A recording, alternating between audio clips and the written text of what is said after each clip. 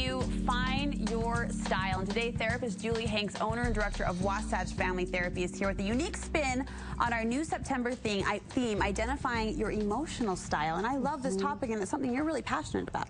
Well, it's basically what I do. I help people understand their emotional lives and how that impacts their relationship, and then how to make that work better for them. Are people surprised to learn what their emotional pattern and style is? No, they're just surprised to have words to talk about it. You know, they know what's not working and what is working. So just to be able to have a name and go, oh, there are things I can do to make my emotions work better in my relationships. We're going to break down 3 common emotional styles and then what you can do to improve upon those styles, if that is you. A little quiz you have for us. Yes. The first one is, I want to be closer to others than they want me to be. I worry that people I love will leave me, and when I share my true feelings, it overwhelms others. So that's the first style. Okay, so take note of those categories. Style number 1. In there. Okay. Okay, number 2 is, others want to be closer to me than I am comfortable with. I'd rather depend on myself than on others, and I like to keep my feelings to myself. So that's style number 2. Okay. Okay. And then the third style, so be thinking, which one of these are more like you? It's easy for me to be close to people. I have many people I can depend on, and I say directly how I feel and what I want. Okay. So 1, 2, and 3.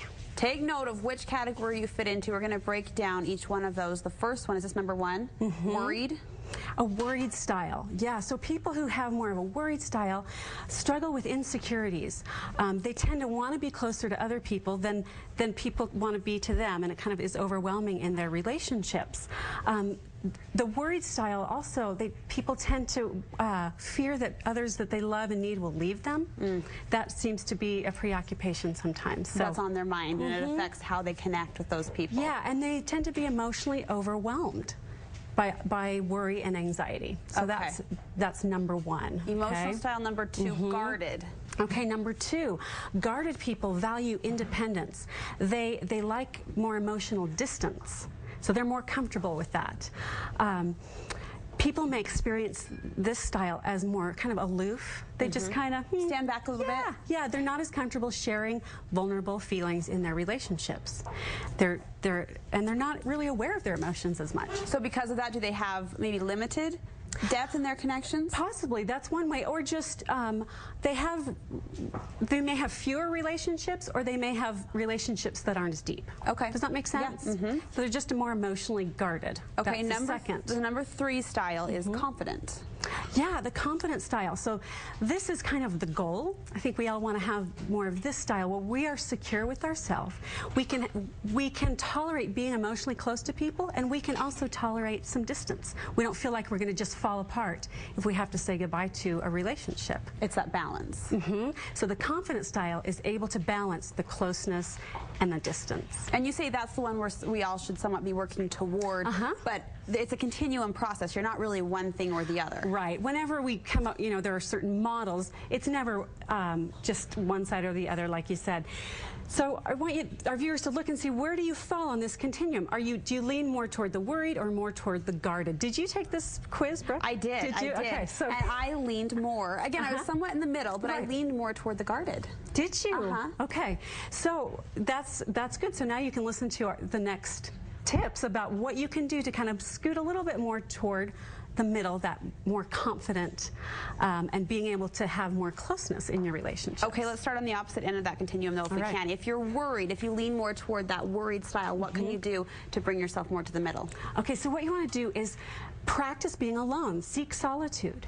Get to know yourself so you are comfortable in your own skin, and then it's easier to connect with others without overwhelming them.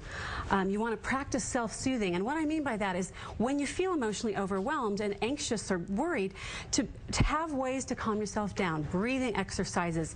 There are techniques that I teach clients all the time of recognizing the thoughts that you're having that are creating more anxiety. You want to take an emotional step back. The worried style tends to think, this is horrible, or it feels sometimes like you're going to die. Maybe if there's a breakup or something. To take an emotional step back is really important, to go, wait a second, am I really going to die at the loss of this relationship? No. Okay. So they have a tendency to jump in and kind of rescue, kind of smother a little bit? Exactly. And then The Worried style wants to seek consistent relationships. A lot of these patterns have their roots in our earliest relationships, and people who are more worried had more inconsistent emotional support early on. And I don't say that as a blaming. I know it sounds like such a therapist thing to say, but it's part of it. But it's part of how we develop. Yeah, and it's just good to know so we can modify that. And finally, it's important for the Worried style to directly express feelings and needs. There's a tendency to be more indirect, like, well, you haven't called me, instead of saying, I miss you, let's get together. So be more specific about the emotion of it. About the emotion and what you want. Okay, great tips for those leaning toward the worried side of the spectrum. If you're leaning more toward the guarded end, how can you work toward the middle? So if you're more toward the guarded, you want to seek connections. You want to lean kind of toward your relationships more in a conscious way.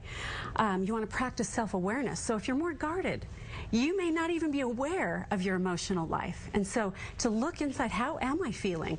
And a great place to start is 4 basic emotions: happy, mad, sad, and scared. To tap into those? Which am I? Happy, mad, sad, or scared? So improve that emotional awareness. The next is take more risks. Share that self-awareness in your relationships. So people who have relationships with people who are guarded want more. Like, tell me what's going on. And they're more, standoffish. So almost put yourself in what will feel like maybe a vulnerable situation. It will feel like a vulnerable situation. Definitely. And if you have more of a guarded style, you want to seek nurturing relationships. People who are emotionally available, because early on, generally they've had relationships where they couldn't depend on someone, or they may have had a loss where they thought, oh, no one will be there for me. So you want to seek relationships now that are available and nurturing and help you develop that emotional awareness. Truly great tips. This is a big topic, I know. It is. I mean, we could do so well. We could do hours on this. You broke it down so well. So tips to help you move toward that confident relationship style. Julie has a great article available on the Studio 5 website. And like you said, this is what you do, helping people. I love it. If they have more questions, how can they find you?